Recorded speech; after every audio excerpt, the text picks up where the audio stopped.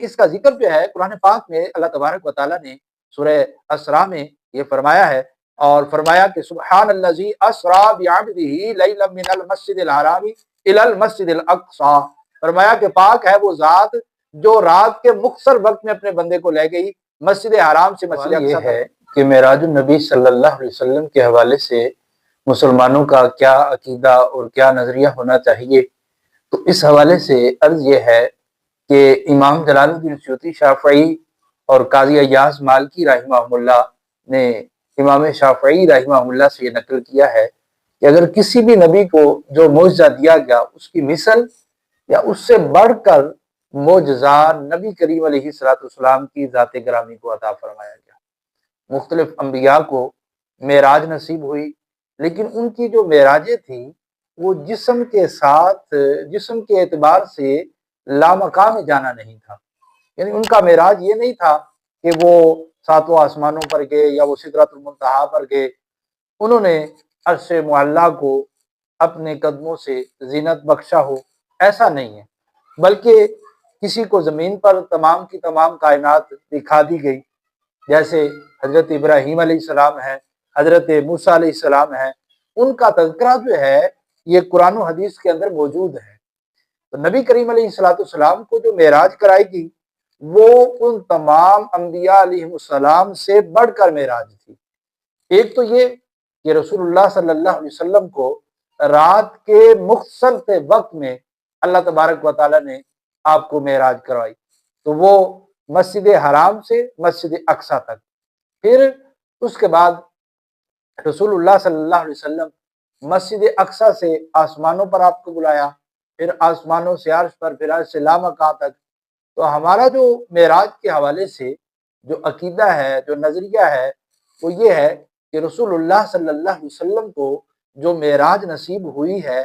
وہ مسجد حرام سے مسجد اقصی تک، یعنی یہاں تک جو رسول اللہ صلی اللہ علیہ وسلم کو معراج نصیب ہوئی ہے یہ قرآن پاک سے ثابت ہے، اور یہ آپ کو جسم اقدس کے ساتھ معراج ہوئی ہے، یعنی روح اور جسم دونوں ساتھ تھے۔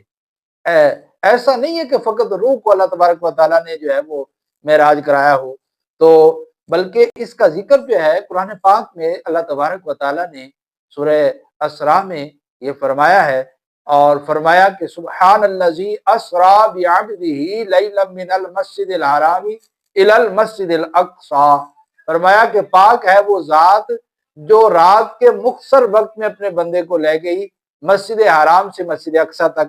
تو عبد کے حوالے سے یہاں بھی عبد ہی جو عبد ہے نا، عبد کے حوالے سے ہمارے علماء نے تفصیلاً کلام کیا اور فرمایا کہ اس میں ایک نقطہ اور ایک دلیل یہ ہے کہ لفظ عبد جو ہے اس ذات اور اس ہستی پر بولا جاتا ہے کہ جس میں روح اور جسم دونوں ہو، یعنی روح بھی ہو اور جسم بھی ہو، تو اس کو عبد کہا جاتا ہے۔ تو نبی کریم علیہ السلام کو جسم اور روح کے ساتھ مسجد اقصی تک پہنچایا گیا، اسی طرح روح اور جسم کے ساتھ ساتواں آسماں، پھر عرش، اور پھر جو ہے وہ لامکان تک آپ تشریف لے گئے۔